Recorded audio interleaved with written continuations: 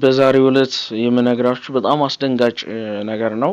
ይሄ አስደንጋጭ ከበሽታዎች ሁሉ የበላይ በሽታ የሆነ ሰውን በማጥፋት ሰውን ቆሞ እያለ ልክ እንደሞተ ሰው ማድረግ የሚችል እጅግ አደገኛ የአጋንንቶች አለቃ በሆነው በሉሲፈር ከፍተኛ ጥቃት የሚሰነዘርበት ፈተና ነው። እንግዲህ ከልብ አዳምጡኝ ወጣቶች፣ በደንብ በንቃት አዳምጡኝ ማለት ነው። ከላይ እንደምታዩት ርዕሱን ነክሳችሁ የገባችሁት ለሰይጣን ግብር የሚከፍል ትውልድ ይላል እና እንዴት ነው ግብር የከፈልነው እንዴት እንደዚህ ትለናለህ ልትሉ ትችላላችሁ። እና ይሄንን ነገር መስማት ይጠበቅባችኋል። የመጀመሪያው ነገር ይሄ የሚሆንበት ምክንያት ምንድነው? ራሳቸውን ልቅ የሆነ ግንኙነትን በኦንላይንም ሊሆን ይችላል፣ የትም ቦታ ሊሆን ይችላል፣ ፊልም ውስጥ ሊሆን ይችላል፣ አይተው ራሳቸውን በሚደፍሩ ሰዎች ላይ በትክክል ዲያብሎስ ግብሩን ይቀበላል። ሴትም ሆነ ወንድ ራሱን ሲደፍር ራሱን ሴት ግንኙነት ከሴት ጋር ሳያደርግ ራሱን በራሱ ሲደፍረው ሴትም እንዲሁ ራሷን በራሷ ስትደፍር ይሄ ከባድ የሆነ ወንጀል ነው። በዚህ ወንጀል ውስጥ ይሄ ወንጀል ነው ማለት ዲያብሎስ በደስታው ነው። የዝሙት መንፈስ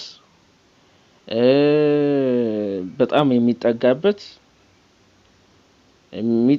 ብቻ ሳይሆን በተደጋገመ ቁጥር እሱ ራሱ የሚገባበት ወንድም ውስጥ እንደዚሁ የሚገባበት ነው።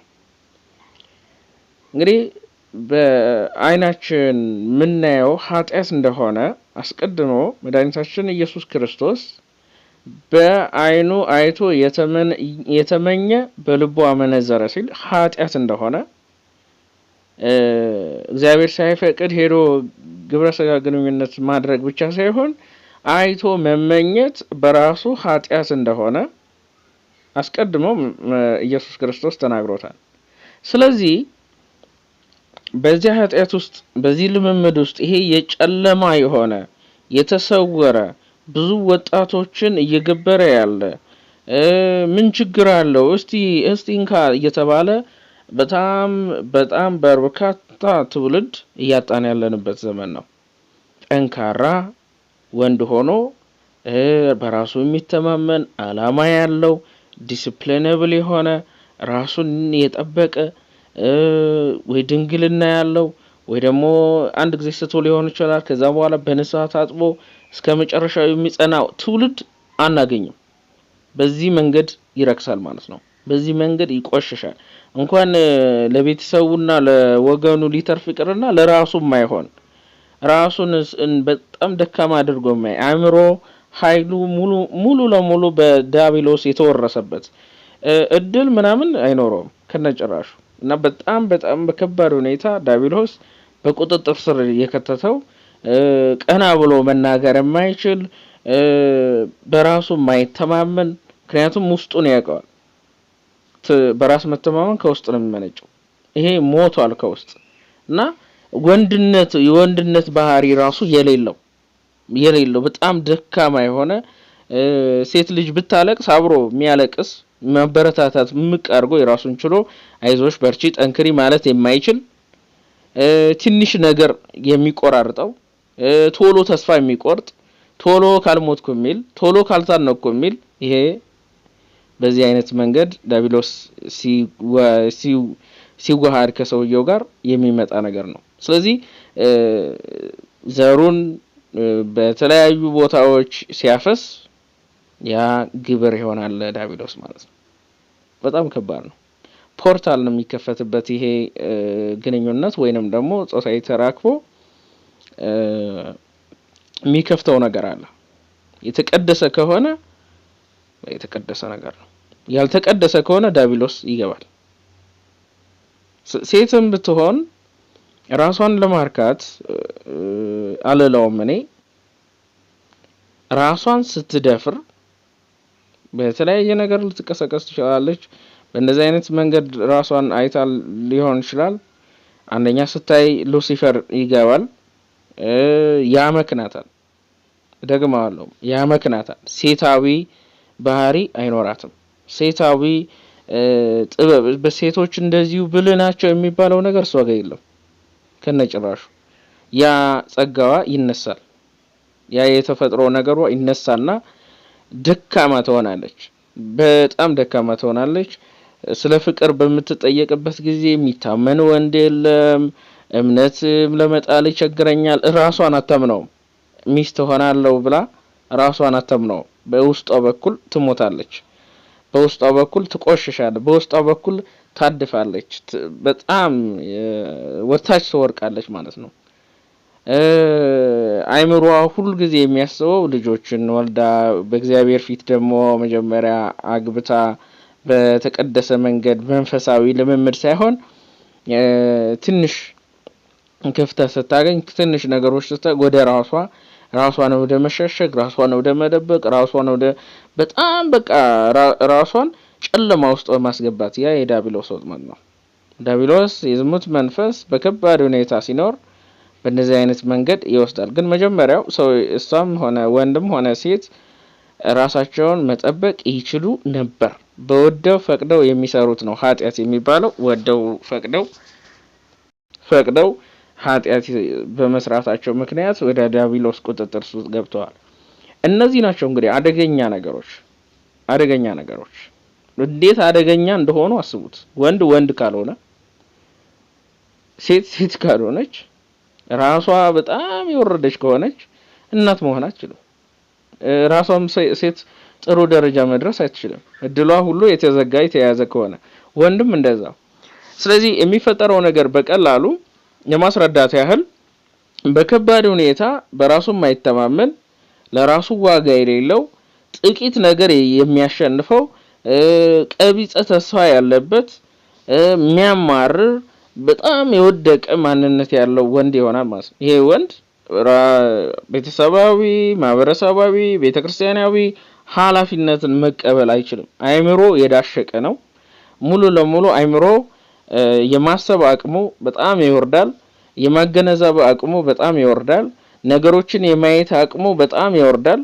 የተቀደሰ ነገሮችን የተባረከ ከፍ ያሉ በህይወት ውስጥ ስትረግል አድርጎ አሸንፎ ውጣ ውረዶችን ተራራ ንዶ ለቤተሰቡም ለሀገሩም ለቤተ ክርስቲያንም የሚጠቅም ሳይሆን እንኳን ለራሱ መጥቀም የማይችል ጥቂት ነገር የሚያዋርደው ጥቂት ነገር የሚጥለው ዝሙት ደግሞ በከባድ ሁኔታ የሚጥለው ይሆናል ማለት ነው። ሴትም ከሆነች ራሷን ለተቀደሰ የህይወት ባህሪ ከማነሳሳት ይልቅ ራሷን ስለጣለች በከባድ ሁኔታ ወንድን ማታግዝ ትሆናለች። የራሷን ነገር የምታስቀድም የራሷን ነገር ማለት ከብዙ ወንዶች አድናቆት የምትሰበስብ ብዙ ወንዶችን በማውራት በማማለል ውስጥ የምትጠመድ ከዚህ አለፍ ሲል ወደ ዘማዊነት ይቀየራል ማለት ነው። የዝሙት መንፈስ እንዳለ ሆኖ ማለት ነው። ከዛ ደግሞ ጋብቻን የሚፈራ የተቀደሰ ነገር የሚያስፈራው መቁረብ የሚያስፈራት ትሆናለች ማለት ነው። ማን እየፈራ እንደሆነ ግልጽ ነው። ዲያብሎስ በውስጥ በኩል ሆኖ የሉሲፈር መንፈስ በውስጥ በኩል ሆኖ ነው የሚፈራው። እንዴት እንውጣ ከእንደዚህ አይነት ስቃዮች፣ ከእንደዚህ አይነት መዓቶች፣ ከእንደዚህ አይነት ማንም ካላወቀልን ነገር እንዴት እንውጣ ለምትሉ ወጣቶች መፍትሄው 3 መፍትሄዎች አሉ። አንደኛ ንስሐ መግባት፣ ንስሐ አባት መያዝ ነው። ንስሐ አባት የሌለው ኦርቶዶክሳዊ ሊኖር አይገባም። ንስሐ አባት መያዝና ንስሐ መግባት የመጀመሪያው መፍትሄ ነው። ሁለተኛው የጸሎት ህይወት ነው። ጸሎት ማድረግ ያስፈልጋል ከእግዚአብሔር ጋር ነው። ምክንያቱም የምትዋጉት ስጋ ከለበሰ ነገር ጋር አይደለም። የምትዋጉት ከእርኩሳን ግብሩን እየተቀበለ ከኖረ በእናንተ ዙሪያ ካለ ግብሩ ሲቀርበት በተለያየ መንገድ አእምሮአችሁ በመጨነቅ ሊሆን ይችላል። በተለያየ መንገድ ፈተና ውስጥ ከሚከታችሁ ጠላታችሁ ከዲያብሎስ ነው። ስለዚህ ይህንን ጠላታችሁን ድል ለማድረግ ንጽህና ደግመዋለሁ ንጽህና የባህሪው ገንዘብ የሆነለት እግዚአብሔርን መለማመን ነው። መለማመን ራሱ ነው እግዚአብሔርን መጠየቅ ኃይል እንዲሰጣችሁ መጽኔ እንዲሰጣችሁ እግዚአብሔርን መጠየቅ መለመን የአምልኮ ስግደት ማድረግ መቁጠሪያን የተጠቀመ የተለያዩ መንፈሳዊ ትምህርቶች አሉላችሁ እዚህ ቻናል ላይ ራሱ መቁጠሪያን እየተጠቀማችሁ ጸሎት ማድረግ አጋንንትን ቀጥቅጣችሁ ከናንተ ማስወገድ ትችላላችሁ። ቁርጠኛ መሆን ነው ሌላኛው። በቃ ቆራጥ መሆን በመንፈሳዊ ህይወት ውስጥ ቆራጥነት ነው። ራሳቸውን ድንግልና አድርገው 30 አመት እስከሚያገቡ ድረስ 25 አመት ድረስ የሚቆዩ ወንዶች አሉ። የምትቆይ ሴትም አለች። ስለዚህ ጽናት የሆናት እግዚአብሔርን መያዟ ነው። ስግደትን ገንዘብ ማድረጓ ነው። ጓደኞቿን መጥፎ ከሆኑ ከጓደኞቻችሁ ራቁ። ሎጥ ከከተማ ርቆ ወጥቷል አይደል እንዴ? እናንተም ከጓደኞቻችሁ ራቁ። ከንቱ ነገርን የሚያሳዩ ፕላትፎርሞች አሉ፣ ማገጃዎች አሏቸው። ማገጃው ሴንሰብል የሆነ ነገር አላይ ማየት አልፈልግም ካላችሁ የትኛውንም ፕላትፎርም ገብታችሁ ሴቲንግ ውስጥ ማስተካከል ትችላላችሁ ማለት ነው። እንዳይመጣባችሁ ራሱ ማድረግ ትችላላችሁ። ጉሏችሁን ማረም ያስፈልጋል። ጉሏችሁን ማረም ማለት የምታሳልፉ ብቸኛ ሆናችሁ የምታሳልፉትን ጊዜ ሌላ ጊዜ መጽሐፍ ማንበብ የራሳችሁን ህይወት ለማሳደግ ምን ላድርግ ብላችሁ መከታተል መንፈሳዊ ትምህርቶችን መማር ረጅም ነገሮችን መሞከር። አዎ ከባድ ሊሆንባችሁ ይችላል። ስፖርት መስራት ወንዶች በአግባቡ ራስ ላይ መስራት አይምሮ ላይ መስራት እስከዛሬ ድረስ ማስተዋል ተወስዶ ይሆናል። ጊዜህን አላግባብ ማሳለፍ 10 ሰዓት 4 ሰዓት ዝም ብለህ ኦንላይን ላይ ምንም ሳሰራ ቁጭ የምትልበትን ጊዜ አሁን ሰው ለመሆን ቁርጠኛ ሆነ በጀግንነት ተነሳበት። ጠላት ዲያብሎስን ድል አድርገው። ሴትም ከሆንሽ ለቅዱስ ጋብቻ ራስን ማነሳሳት ወንድንም ይመለከታል። ማነሳሳት የተቀደሰች ሚስት ለመሆን እግዚአብሔር መንፈስ ያደረባት ለመሆን መስራት መስገድ ሰው ለመሆን ማሰብ ጊዜያዊ ነገርን አለማሳደድ። ጊዜያዊ ነገር የዘላለም እስር ቤት ሊሆን ይሆናል በብዛት። ስለዚህ ጊዜያዊ ነገርን ትተሽ ዘላቂ የሆነ ነገር ላይ ትኩረት እንድታደርጊ እግሮችሽ ጉልበቶችሽ ሐሳቦችሽ በሙሉ ለክርስቶስ የተሰጡ እንዲሆኑ መስራት ይጠበቃል ማለት ነው።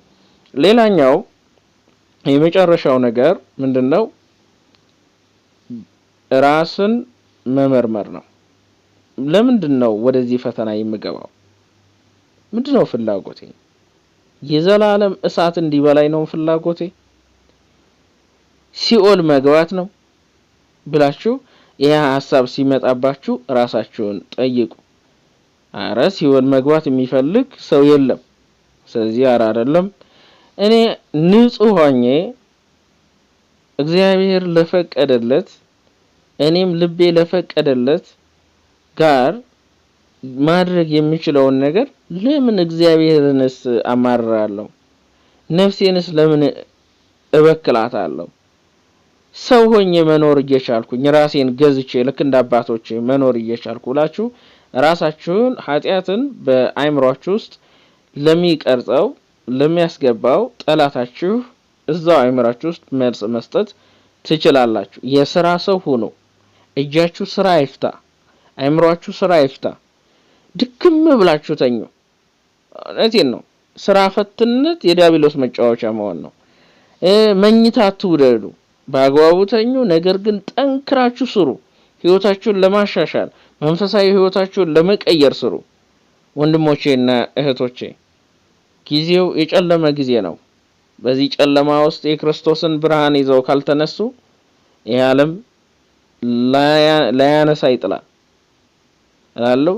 የእመቤታችን የቅድስት ድንግል ማርያም አማላጅነቷና ረድኤቷ አይምሮአችሁን ያብራላችሁ፣ ልባችሁን ታብራላችሁ፣ አይነ ልቦናችሁን ትግለጥላችሁ፣ የተቀደሰውን መንገድ እና ጎዳና ታሳያችሁ። ይቆየን።